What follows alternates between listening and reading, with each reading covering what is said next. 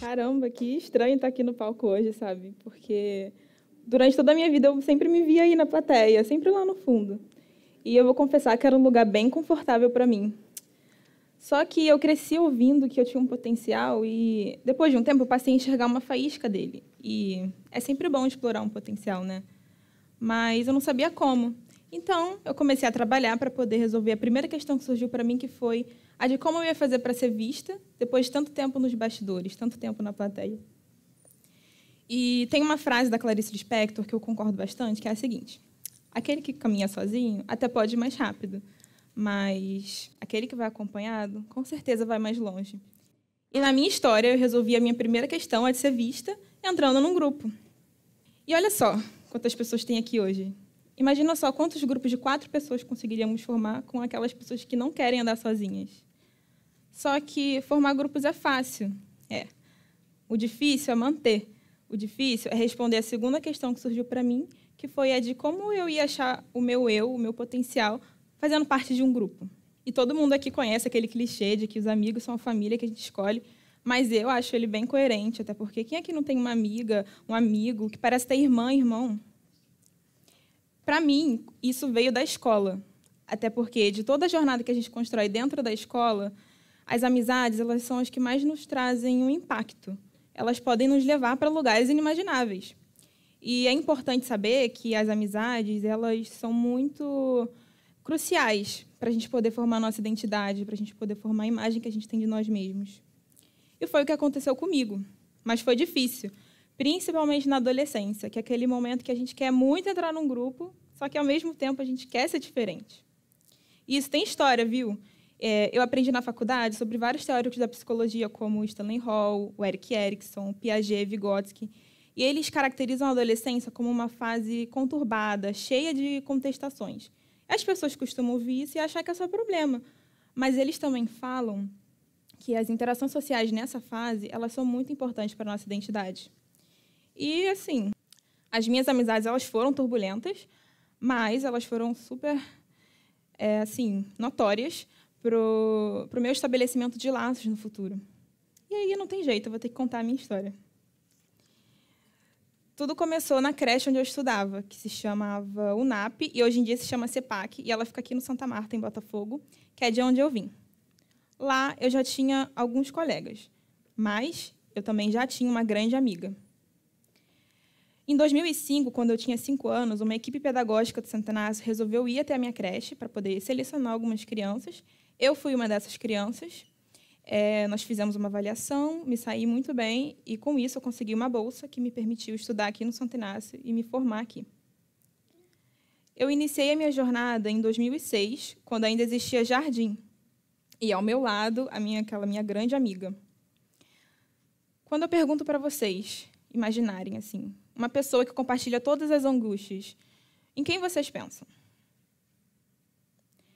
Pois é, ela era essa pessoa para mim, mesmo que tão pequenas.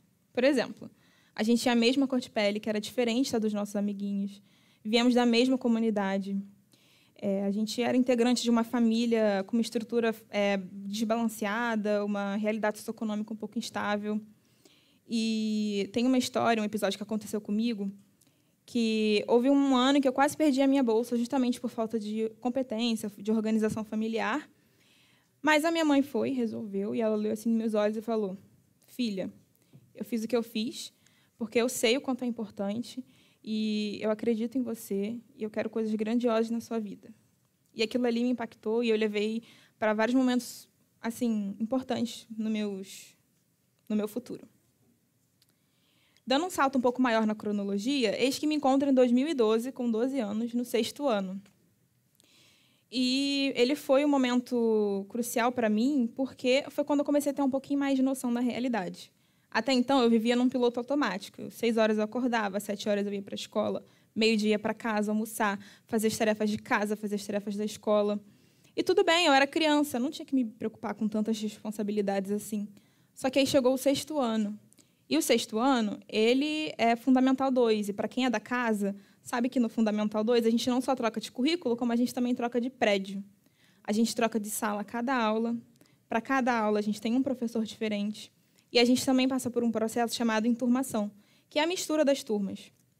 Então, imagina, para uma criança que até então tinha 2, 3 professores para tudo, se depara com um cenário completamente novo. Tudo maior, prédio maior, alunos maiores, é um caos. Nessa época, o meu rendimento escolar ele caiu drasticamente, e é uma coisa que acontece com frequência, pelo que eu pesquisei. E foi um pouco mais pesado para mim, porque eu, como uma pessoa que sempre me apoia em outras pessoas, e assim como eu deixo que ela se apoie em mim, uma das minhas melhores amigas foi para outra escola. E eu me vi perdida ali naquele momento, né?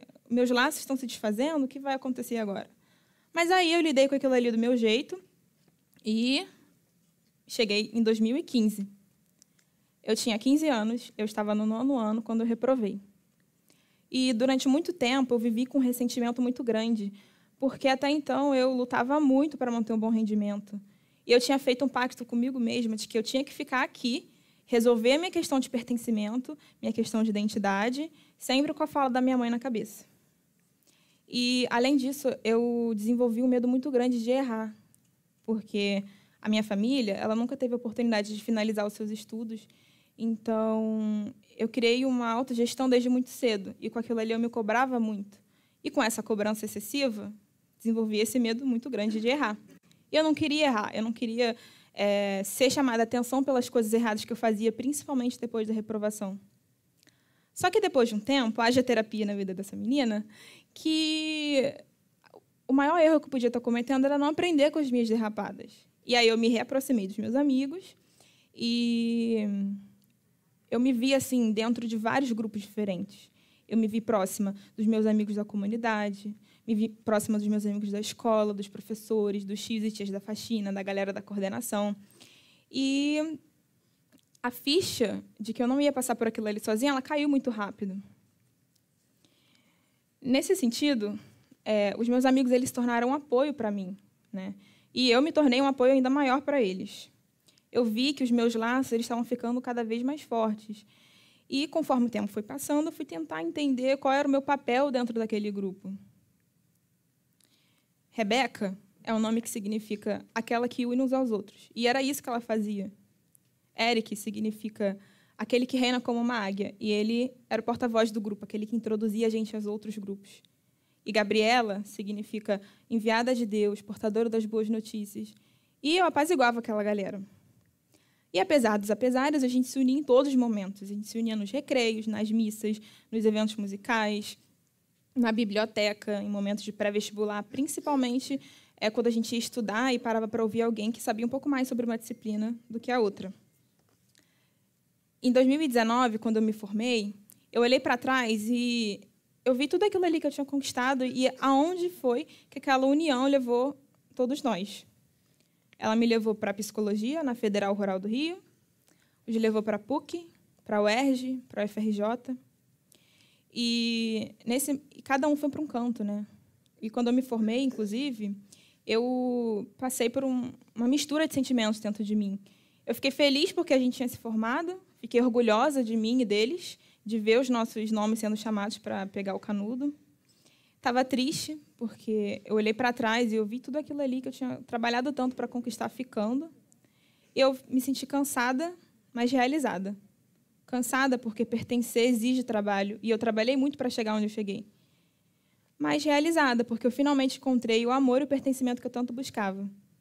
Eu deixei a minha marca neles, e eu, com certeza, tenho a marca de cada um deles dentro de mim.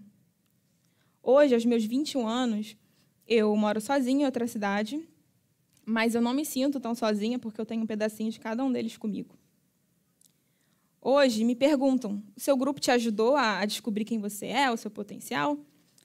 E inserida num cenário completamente diferente, fora da minha zona de conforto, eu diria que sim. O meu grupo ele me ajudou a descobrir que eu sou uma pessoa que foi feita para conhecer outras pessoas, para ocupar outros lugares, mesmo que eu não me encaixe em 100% deles, até porque está tudo bem quanto a isso. Hoje, eu sou mais esclarecida nas minhas relações. Eu estou numa jornada constante, pessoal, para poder descobrir quem eu sou, quem eu quero ser, para mim e para as outras pessoas. E hoje eu devolvo para vocês. Para onde foi que a amizade de vocês os levaram? É sobre isso. Obrigada.